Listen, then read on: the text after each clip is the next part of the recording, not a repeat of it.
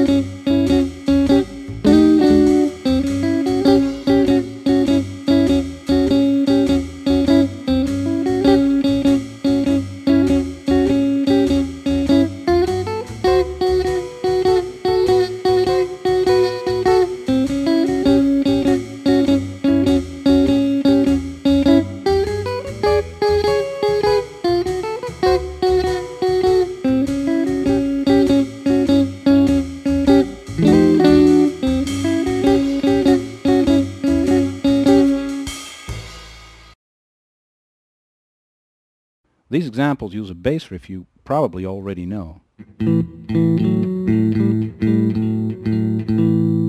Now this same riff is used as a melodic part one octave up and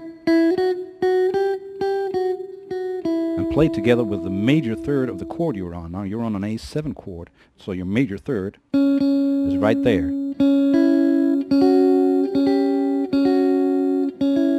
which is on the 3rd string, 6th fret. Now before that you play the flatted third of the blues scale. The bass line we've just played can be found as a melodic part on the 2nd string, using the 5th, 7th and 8th fret. Now playing those notes together with the major third will get you this.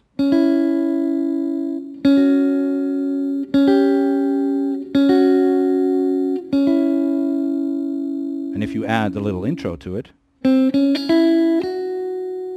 you got the full Robert Junior Lockwood riff.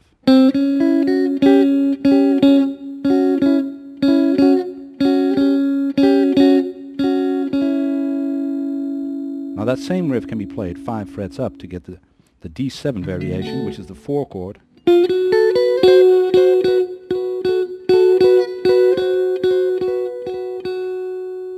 And then another 2 frets up to get the E7 variation, the 5 chord,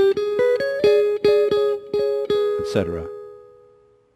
But those last variations can also be found around your original position, around this A7, because we know that we have a D7 chord here and a D7 chord over there on the 5th fret and on the 7th fret. So when we move that whole riff, the A7 riff, 1 string higher, we'll be playing the D7 riff, the 4 chord. Now start it off by playing the flatted third to major third walk up on the 2nd string, 6th and 7th fret. Use your middle finger and your ring finger for that. Now continue that walk up on the 1st string, 5th and 7th fret. So you have that whole first part, the little intro line. The double note line can be found by playing the 1st string, 8th, 7th and 5th fret together with the 2nd string, 7th fret, which is the major third of the chord you're on, which was exactly the same thing as what you had here around your 10th position, making the line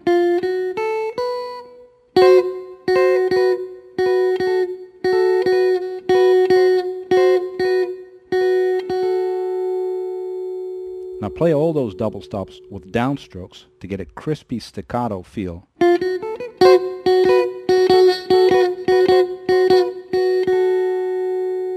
Now note that the switch from the intro line to the double note pattern on that 4 chord can be quite tricky because of the use of your ring finger here on the 7th fret. You have to quickly switch back to this position. This is where the switch comes. Playing here the major third. Now you could also play that last note of the intro line with your pinky and then slide it up to the 8th fret.